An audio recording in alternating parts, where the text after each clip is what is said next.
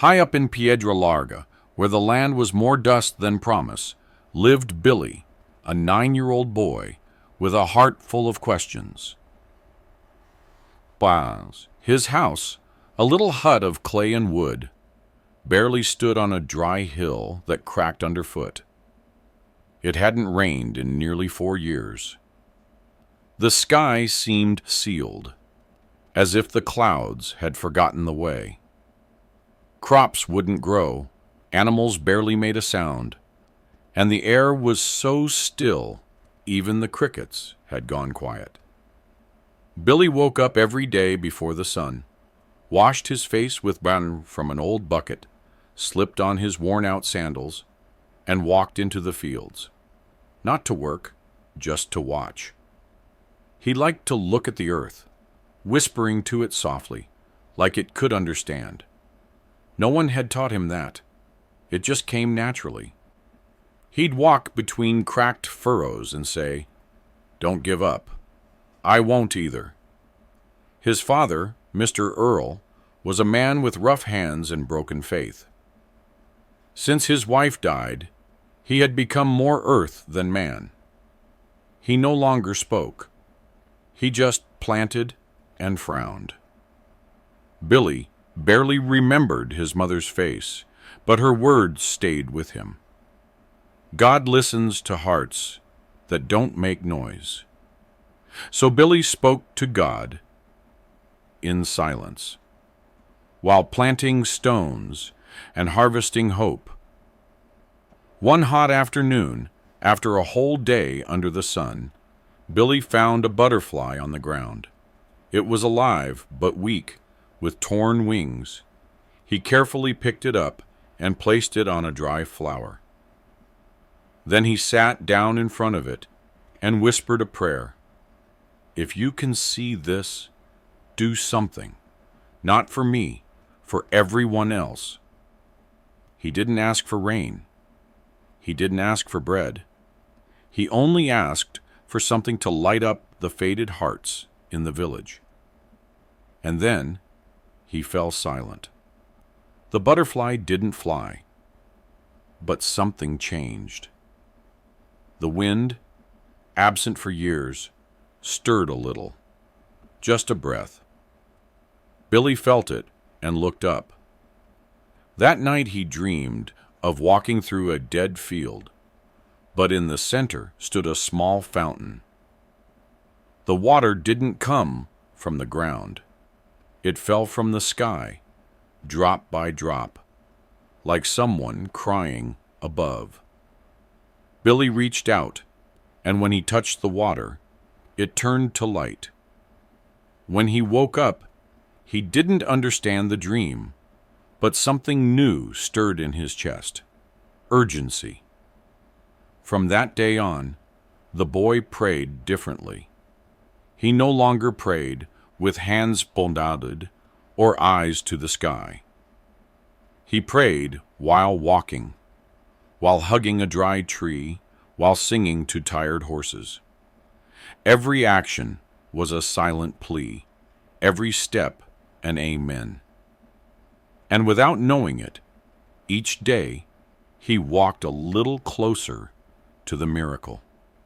Since the dream of the glowing fountain, Billy woke up with a fire in his soul. Every day he walked farther from the ranch, climbing hills, crossing dried-out ravines, pausing to pray in the shadows. He didn't speak out loud. He knew God didn't need volume, just truth. And that Billy had. Neighbors began to notice. They'd see him pass by with his little straw hat, an old satchel across his chest, and a dry flower in his hand. Some laughed, "There goes the preacher with no Bible." Others watched quietly, with a respect they wouldn't admit. But Billy didn't hear them.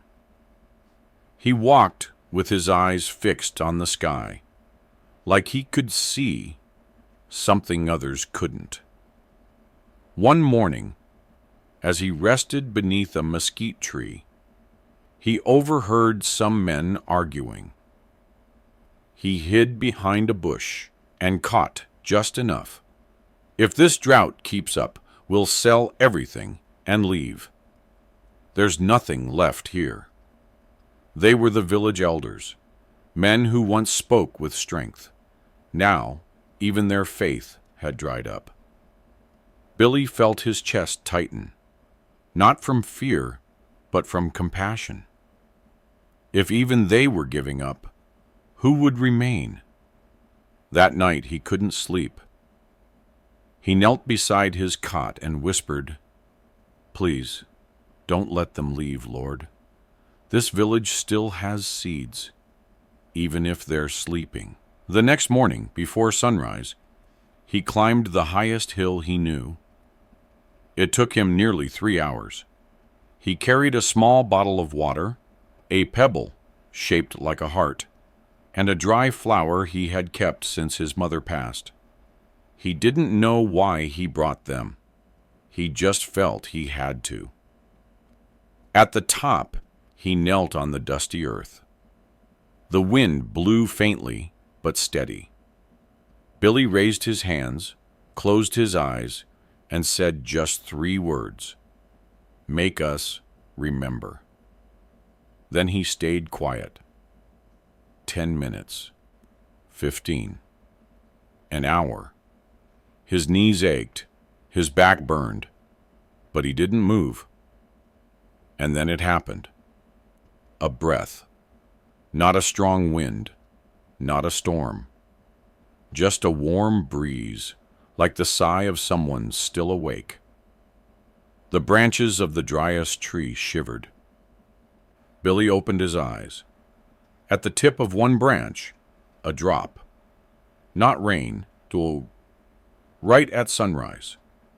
He ran to town, shouting, "The tree cried! The tree cried!" Some followed out of curiosity, others to mock.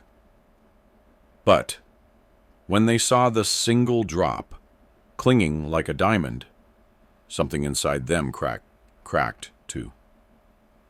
It wasn't a clear sign.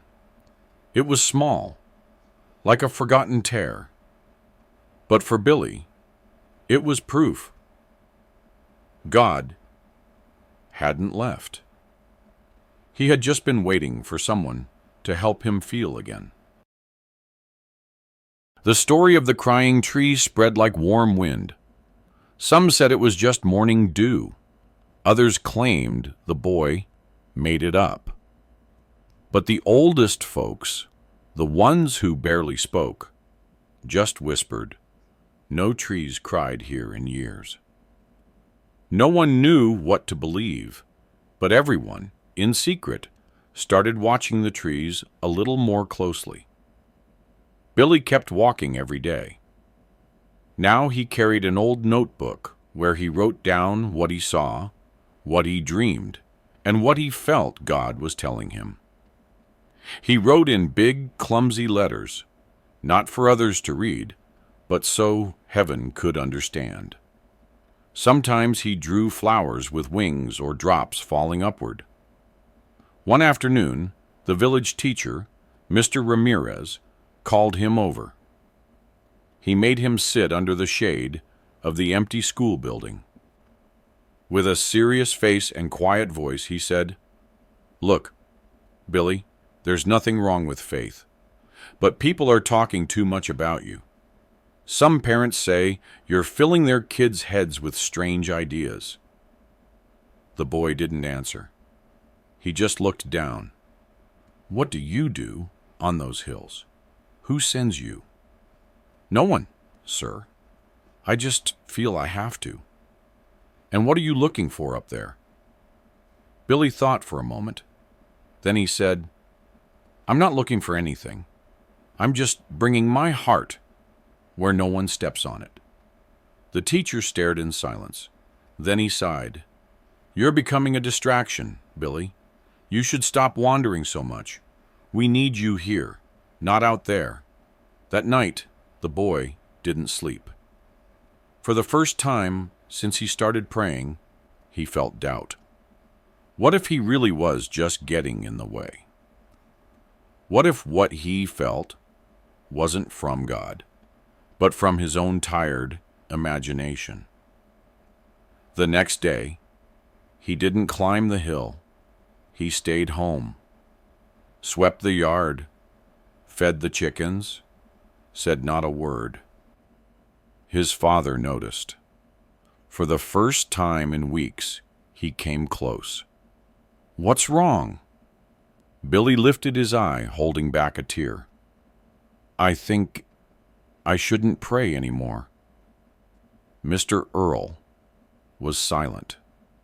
Then, surprisingly, he sat beside him. "When your mama died, I stopped praying too. Thought God had stopped listening. But since you started walking around, talking to the sky, something's moved inside me. Don't know if it's God. But I don't know if it's not either." The boy looked up. "You think I'm just getting in the way?" The father shook his head. "No, Billy. What bothers people isn't your faith. It's how asleep the rest of us are. If this video inspired you, don't forget to subscribe for more content like this. And, of course, share your experiences in the comments. Together we can build a strong and positive community. Thank you for joining us on this journey of growth and transformation. See you in the next video.